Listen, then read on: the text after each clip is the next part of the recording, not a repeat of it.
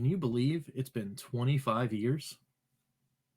What's going on, everyone? It's Rich Hayward here from Bacon Ice Cream Production and Team RTFC, welcoming you to yet another episode of Good Times with Retro Rich. That's right. It has been 25 years. 25 years of this fine game. Happy anniversary to Final Fantasy VII. I know I'm a day late, but that's okay. We've got some other things going on too. Got a little channel update / scheduling update / all sorts of stuff coming in right after this. But I just wanted to take a moment and celebrate this kind of cool now retro moment with you guys. It's such a cool thing. Final Fantasy VII has had an immense impact on my my gaming history. We'll get into that in a little bit. It's such an awesome thing, and for me to be able to be here and be able to talk and carve out a couple minutes and just say some cool things about this game. It's just really cool. It's just really cool to be here. Although this game being 25 years old makes me feel incredibly aged. But hey, here we are saying happy anniversary to one of my favorite games of all time. But we need to move right along to some channel scheduling updates. So you're going to get this video on a Tuesday. It's been recorded on a Tuesday. And it's going to be talking about why there wasn't a video on Monday and why there won't be regular Good Times with Richard Rich episodes from Tuesday, Wednesday, Thursday, Friday, all the way to next Master System Monday. And the reason why is because my life is just absolutely insane. It's so insane right now. Got a whole bunch of stuff going on at work. I got a whole bunch of stuff going on with family stuff. I got a whole bunch of stuff going on with extracurricular works, life stuff. It's just a lot. So where things won't miss, we won't miss tonight, Calling All Retro Gamers, 9 o'clock Eastern, with me and Ed Retro KillDashNine on the Calling All Retro Gamers channel. So I think the link will be down below. If it's not, it will be. Please click that link and hang out with us at 9 p.m. EST talking about some cool retro stuff. So that's not going to go anywhere. And of course, the Evercast on Saturday morning at 11 a.m. EST will also not go anywhere. Although I might not have time to do like the Evercast Friday thing. Like, again, it's just so crazy. We might just have to wait and push that all until next week. So with all that being said, let's get back to talking about some cool things, right? Talking about Final Fantasy's 25th anniversary. This was released by Square Enix. The new logo for the 25th anniversary. So you've got the Cloud, you've got Sephiroth, you've got all sorts of cool stuff going on there with the was it Zach? I think Zach. You've got all sorts of cool stuff going on there with all the different characters, and of course the swoopy, nice drawings by I can't remember the original artist. I had the Art of Final Fantasy book, for which there was all sorts of different artwork and cool things. I had that as a Christmas present. Went by the wayside, but some cool artwork. That same artist has been like the artist I think throughout the entire 25 years has been doing cool artwork and all that kind of stuff for the series, which is neat. It's neat to see that new little thing highlighting the central core characters of the story, which is really cool. It's very cool. They have another logo, looks like this, 25th FF7 or 25th just 7, which is kind of cool.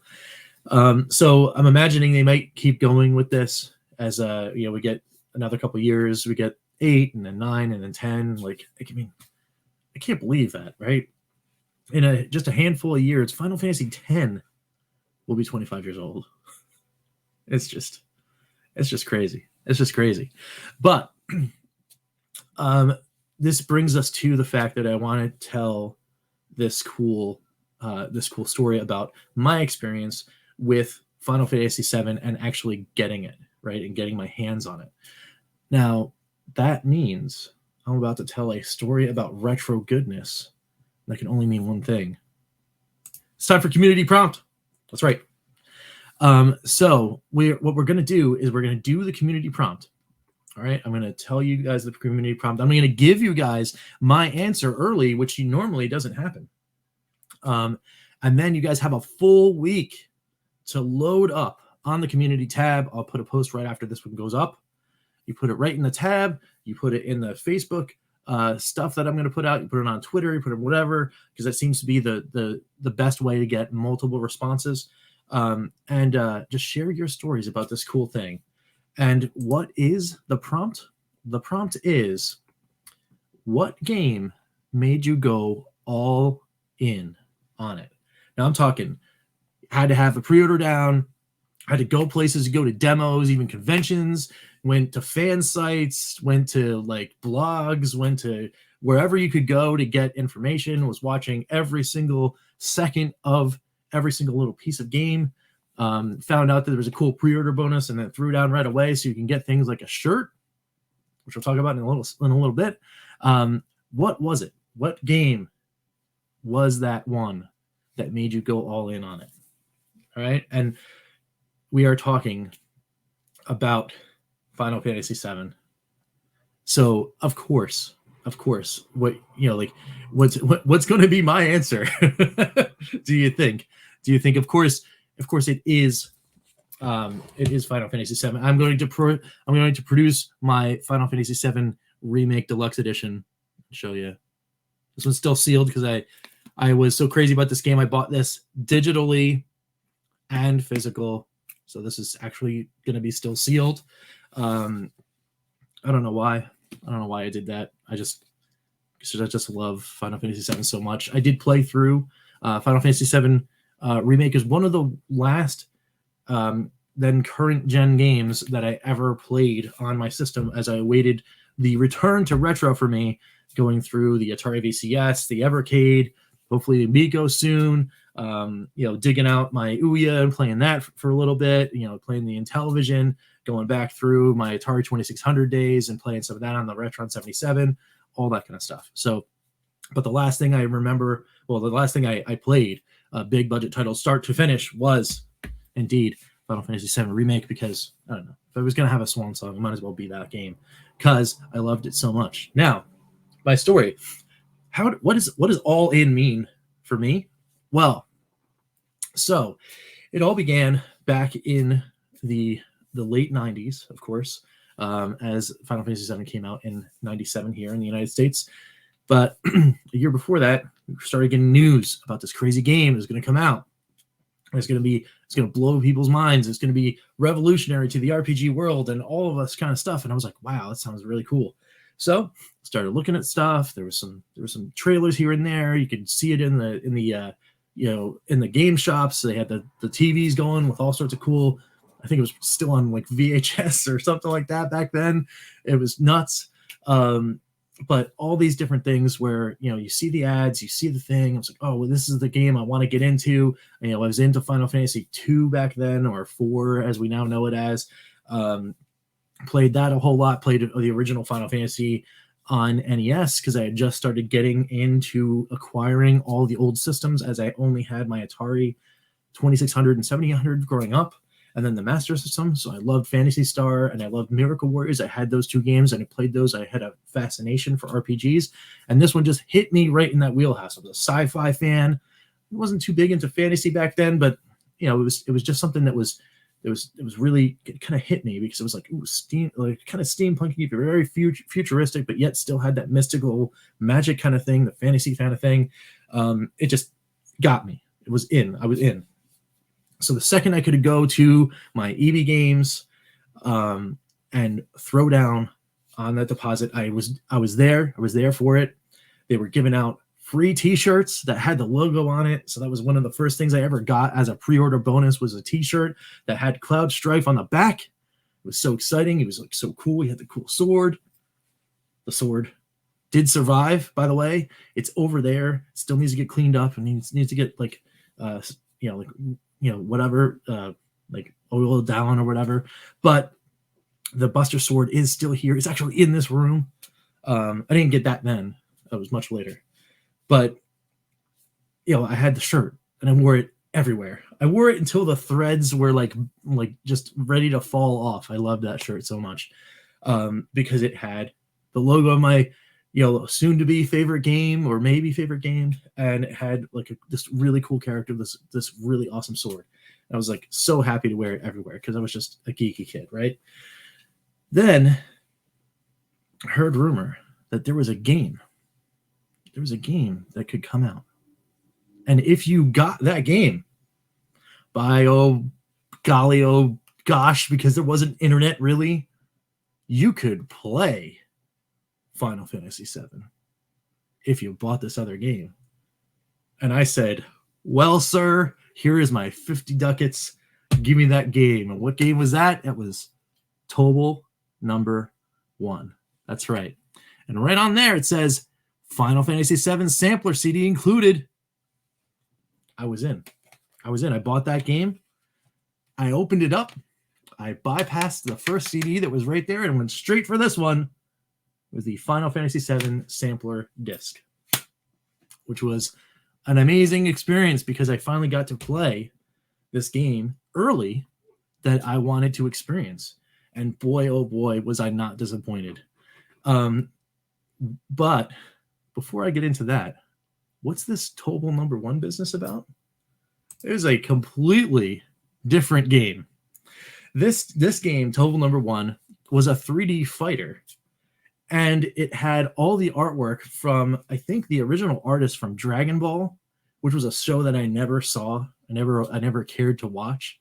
It looks and feels and plays a whole lot like Virtua Fighter, but it was made by Squaresoft, which was crazy. I just never thought that it was like, wait, what is this game? I didn't get to play it until afterwards because I was so focused on the demo. I literally shelved the game and didn't even put Tobal number 1 in at all until months after I bought the game. And it was like finally like, I have this game. I might as well play it. But it turned out to be like pretty quirky. It's not nowhere near as good as it's nowhere near as good as Virtua Fighter or Tekken or some of those other things, but it is cool. It has this quest mode where you can go through and it's like a dungeon runner where you get into different fights and you have to like solve puzzles to open doors and then pick up these different things, and then you have a life meter that you have to like kind of monitor because it's got a some kind of a it's some kind of like a like a survival mode before there was survivor mode. But Tobal number 1, man, it was a crazy game. And the reason I got to play Final Fantasy VII early. And then, of course, the game itself releases, right? Final Fantasy VII comes out. There's a big to-do. You're going there. I remember the day to go pick up my pre-order. I was so happy to have the game. I bought everything. I bought it all. I bought the unofficial guide. I think the unofficial guide and the official guide might have came out a couple weeks later. But if it said Final Fantasy VII on it and it was in the store at EB Games, I pretty much purchased it. I purchased that. I purchased figures when they came out. I purchased all this crazy stuff. I was so enamored by the game itself when it released and on the demo that I was just over the moon about this game. The characters were amazing. The storyline was incredible. The fact that you have this crazy 3D graphic adventure, the 3D chibi sprites as you're running around the map, all sorts of crazy stuff that happens in the game. And then of course, like you've got like the different summon system, which, of course blows away anything that you would have seen in Final Fantasy VI or 4 or anything like that. You've got some of these summons that you let them go off, and then you basically put the controller down and let it go for like 5 minutes as this movie basically plays before it does just a couple thousand worth of damage, and then you're like, why did that just happen? And of course, some other people are like, all right, let me turn that off or whatever. And I never did, because I always loved showing that when you get Knights of the Round later on in the game. That's probably the longest summon I've ever seen in my entire life. It's so crazy. It's so crazy. This game is just it's an awesome experience. It just really was, and it lived up. It lived up to the hype. I went all in on this game, not necessarily knowing whether or not I was going to enjoy it. I hit that demo, and the demo had a really cool hit. It was a really, it's that first 15-minute chunk, that first Midgar run, and it was enough for me to say, all right, I think this game is going to be something really special. And it totally was. It totally was. So many moments that I remember playing this game and really enjoying the experience by myself and with friends. There was one day where we reached the end of disc 2, and of course everybody knows what happens at the end of that one. You're getting a little sad, a little teary-eyed. Losing a member of the party is never a good time. But it's not the sadness that was felt at that moment. That is in my memory. It is what happened when I got there, and I was playing with a friend. And what we were doing was we were late night. It's like 1-2 o'clock in the morning. We're playing. We get to that scene. The scene happens. It's the first time either one of us have seen that. We were getting there together. We were playing on his save. And then that whole scene plays out. Everything happens. I look at my friend. My friend looks at me. And then my friend jumps up in his bedroom. He lives on the second floor. Flings open the bedroom window. Sticks his head out the window. And then screams out into the open air, "You SOB, I'm gonna get you. I can't believe you took her away from me." And then a couple seconds later, he goes, "Oh, I'm sorry, guy, not you. I'm sorry." He gave some poor guy coming back from Quick Check a heart attack because he's just screaming his head off. Of course, we're talking about Sephiroth, and that's a huge moment, right? Something that happens in that kind of way. Never seen anything like that in a video game before, right? Up until that moment, there was a cut scene, there was like a 3D animated scene where it's all vivid in front of you. Some of those things play out in the previous games. You're just reading text and seeing pixelated art very nicely displayed on the screen, but nothing like this. Right? Nothing like the impact of that moment. And that was his reaction. And then we must have laughed for a half hour. We couldn't even, it was like, quick, save the game before when something goes wrong. And then we just sat there and rolled for about a half hour. Because it was such a crazy thing. But then of course it was the journey continues, right? The collecting continues. Anytime you see Final Fantasy VII come re-released somewhere later on, you pick up a copy because, I don't know, you already have your PS1 copy. You've played the game 7 times. You have a save where you have everything set up where you could do mimic on Sephiroth as an end boss and just throw Gil at him over and over and literally kill him with money. You have that much money in one of your saves. Why not?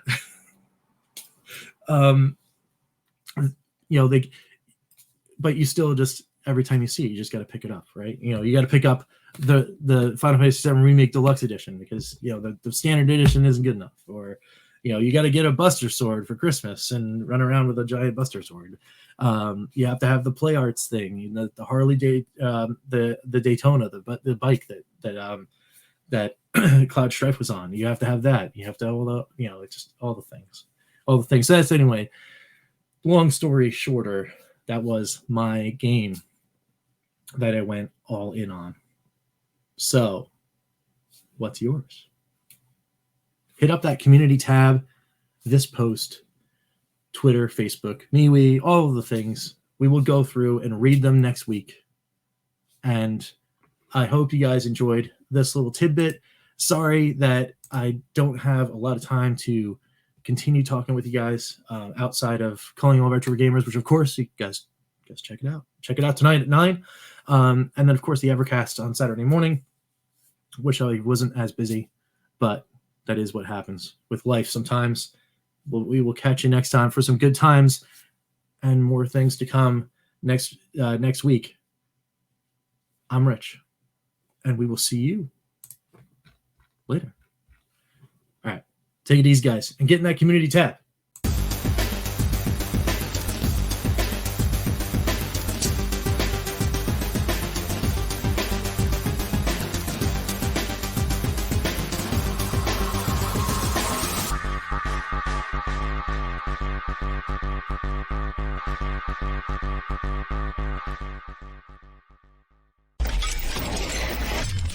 RTFC.baconicecream.com